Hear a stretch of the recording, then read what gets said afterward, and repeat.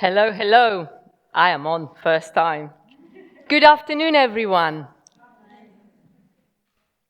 I have a confession to make. Well, two actually. One, I am a recovering workaholic. I don't know if there are any workaholics in the room. There is life after being a workaholic. And two, I am a masochist, because can you believe I asked Ali to be the last session today? Who on earth would volunteer to be the last person after such a wonderful day? Well, that was me. I am here, as Georgina said, to talk about self-confidence, because I believe that the self-confidence we all strive for, that thing we all want, we think we need, is actually overrated. It drives us to many things. Workaholism is one of them. But I think it is more dangerous than that because it creates a trap. For me, letting go of that pursuit for confidence was like, getting rid of a heavy backpack. It was also like, when you get home in an evening and you just put your pajamas on and you go, that's nice. Or when you really need to go to the loo with your menopausal vagina on and you think, oh my God, that feels really nice. So that's what I want to talk to you today. And I know some ideas are very, very hard to get. And probably what I'm telling you today is quite the opposite to a lot of the things we hear every day. And to help me with that quest, I have a little things here that I need your help with. So can I have two ladies at the front, please? Stand up for a moment, if I may. Or the lady behind, if you can't be bothered, it's okay. I won't hold it against you. And just take some of these envelopes behind me and just pass them out, pass a few. There should be plenty for all of us, so that every person in this room ends up with one envelope. They're closed, so please don't open them yet. It will all become clear at the end. But what I'm hoping you will have in those envelopes, and after our conversation this afternoon, is the way, is the path. And what I hope we will do is, together, we will learn to look at things from a different perspective. And you could say we could learn to read again. Do I have your collaboration for that? Does everybody have an envelope? No opening them, please, yet. Just wait. And now I need my slides, which are over here. Everybody, I'll wait for all of you to have your envelope. There are more here. There should be more. Are they all gone? There are 100 and something, so there should be more than enough for everyone. So, of course, I have been doing my homework. And first of all, I needed to tell you about who am I? Because that's what people want to know. Who on earth is this woman and why is she here? And I'm going to be what we always do and make sure I don't blow my own trumpet, because everybody hates blowing their own trumpet. But just to give you a little bit of a summary, I've spent nearly 30 years in the corporate world. There was a time in my life that I was working in buildings like I'm sure many of you were used to. I had a spell in my career where I set up, when I met Georgina over there, I set up, I grew and sold my business. I have also published 2 books. And since 2020, I'm actually making a living sharing all the learnings I made whilst acquiring this grace, whilst I was at the deepest end of my workaholism. How nice is that? There is something nice about being a workaholic after all. And I'm going to tell you my story, which I have been a good girl and listened to today's advice. And I'll start with when I was 45, I am 52 now, I was at the peak of my career. I was the CFO, I was successful, and I was exhausted. Absolutely exhausted. Exhausted from being the confident woman all the time. And I broke, literally, because I nearly died. And I walked away from everything. I walked away from my marriage after 25 years. I walked away from the corporate career. It took me decades to build. I even stopped dyeing my wonderful red hair. I couldn't do it any longer. I was just, that image I've been trying to build for so many years, the confident woman, and I'm sure that resonates with many of you here, had become too heavy to carry, like that backpack. I just couldn't take it anymore. And why am I telling you all of this? Well, because I know, and we've heard today, I am not the only one. Burnout is a real problem in society. It's almost like an epidemic.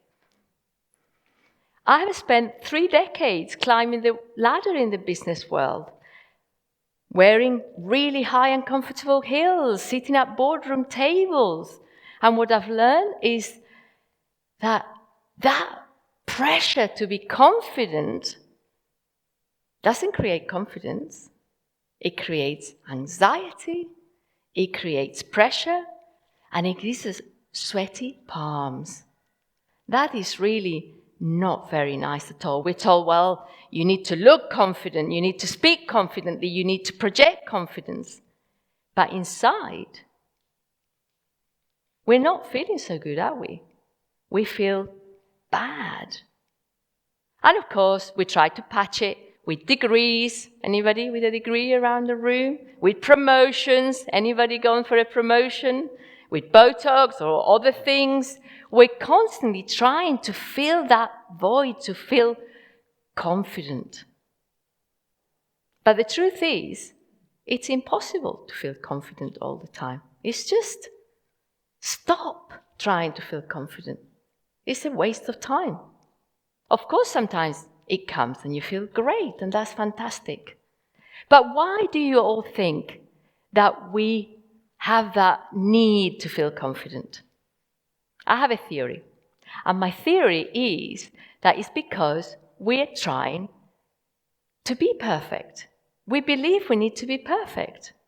I remember the day when I came to that realization. I was that little girl with red hair, and I have a faint memory of being in the kitchen with my mother, and she sat over there at a distance, and she was crying.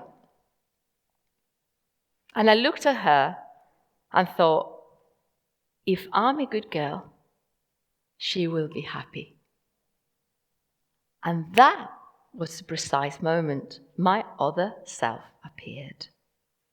One that we all have. Oh? Do you have another self? Some of you might think, no, it's not another self, it's an inner critic. Oh no, not another inner critic speech.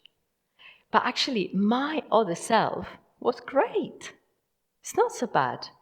And I'm going to share with you the timeline of my personal story by my other self side. Remember, I'm an accountant by training, so no rolling of eyes, please. But this is the timeline of my life by my other self. When I was 15, not a very pretty picture, I dropped out of school. I was a rebel, and I just didn't listen to my other self's advice at all. By 25, 10 years later, I was proudly finishing a first-class honours degree because my other self had said, people who don't go to university aren't as clever. By 35, I was well on the career ladder because my other self kept cheering me on. Come on, Susana, you can do better than that. But you all know that it didn't end well, did it? It didn't end there. At that age, I had the picture perfect life. I had a beautiful home in Marbella. I had a lovely family. I had perfect hair according to my mother. And I thought I was happy. I really think I was happy. But I still broke. And burnout, that thing that we've talked about today, that I experienced, and I'm sure some of you have, it comes to us out of the blue. And it's that constant pressure to prove, to perform, to please is exhausting. And did you know that nearly 3 out of every 4 people globally have felt burnout at work?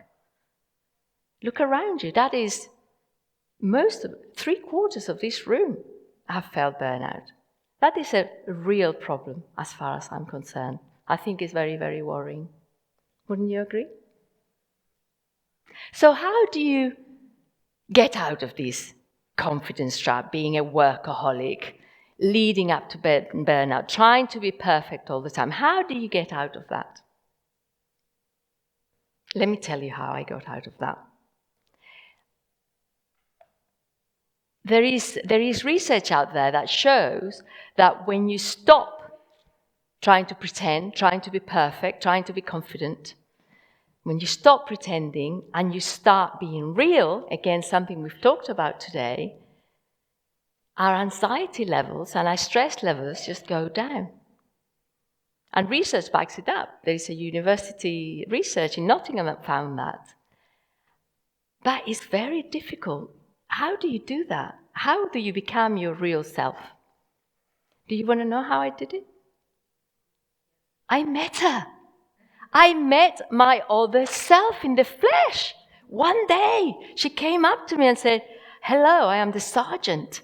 She wore a uniform. She even had a black leather whip. And I thought, is this the person I have been following all my life? I was flabbergasted. But meeting her was transformative. So what I want to do today is invite you all, if you may collaborate with me, to meet your own other self. Are you up for that? Yes? Are you ready to meet your sergeant? Or yours might be different. It might be a handsome man, who knows? Okay, get ready then. Just relax. Feel yourself comfortable on the chair. If you feel comfortable, please close your eyes. If you don't, it's okay. You can just watch. And just breathe for a moment. Feel the room. Feel the presence of all these beautiful women sitting near you. Feel the weight of your body on your chair, the sound of my voice. Feel the smell in the room, even if you have any shadows behind your eyelids. Just feel it all at once, without judging. Just feel. Breathing. You can feel your heart pumping.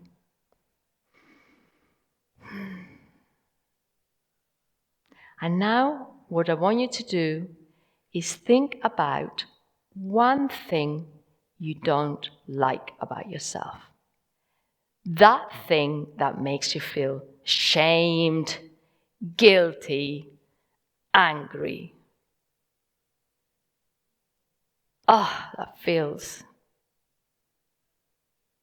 somewhat horrible. And I want you to feel that emotion that has just come up. It's somewhere in your body. For some of you, maybe on your shoulders or your chest or your stomach. Just feel that ickiness.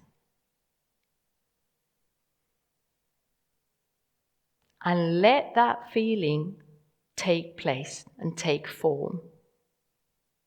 Feel it. Let it take its own character. Let it take form.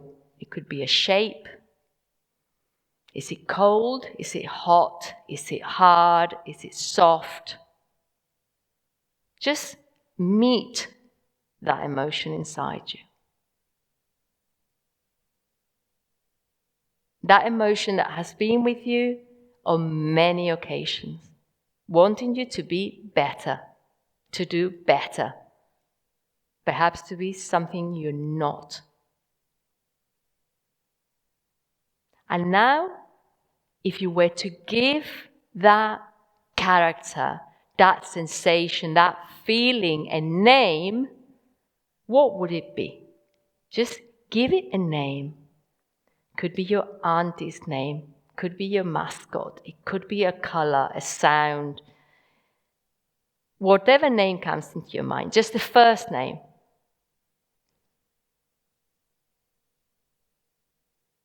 Do you have it? Okay, you can open your eyes now. Thank you. Do I have a brave volunteer to share what was the name they gave their inner character? I have a bribe for you, look. Bribes always work. Anyone? What's the name? May. Thank you very much, May. This is for you. So May, well, you can get it afterwards if you want. May is your inner voice. Detaching ourselves from that inner voice, for me, was absolutely liberating. When you start to relate with that voice inside you that might want you to do better for good reasons, it has good outcomes sometimes. But when you're able to detach yourself from it, you can start to take your own freedom, your own independence. And in this journey of my story that I've shared with you, I have learned something. And what I have learned is that there is a different type of confidence in life. Not one that has to do with proving anything, with demonstrating, hey, look at me, how successful I am. But something that has to do with knowing that I'm okay, just as I am.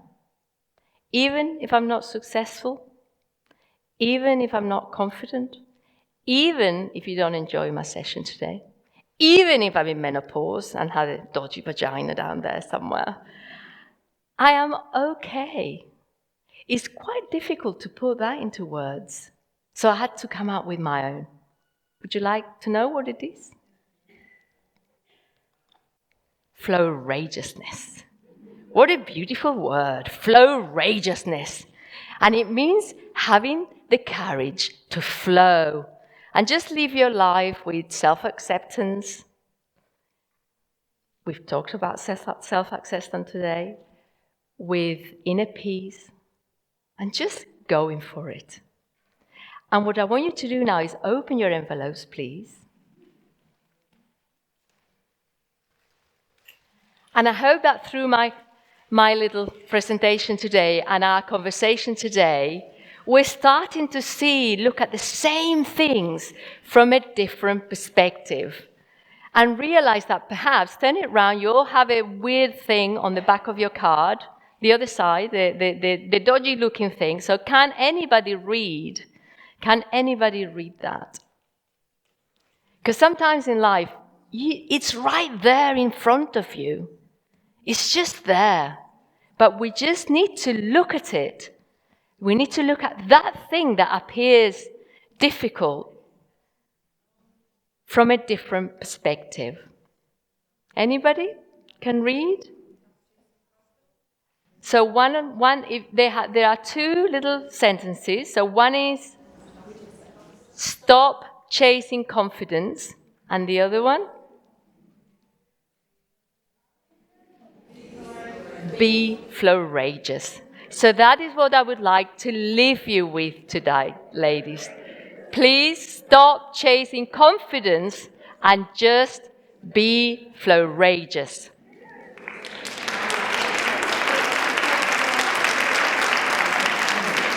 Thank you very much. And Also, don't forget to leave your backpack, if you have one, behind.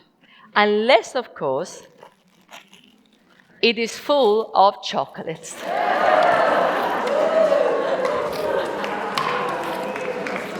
Thank you. Have a good afternoon. Thank you.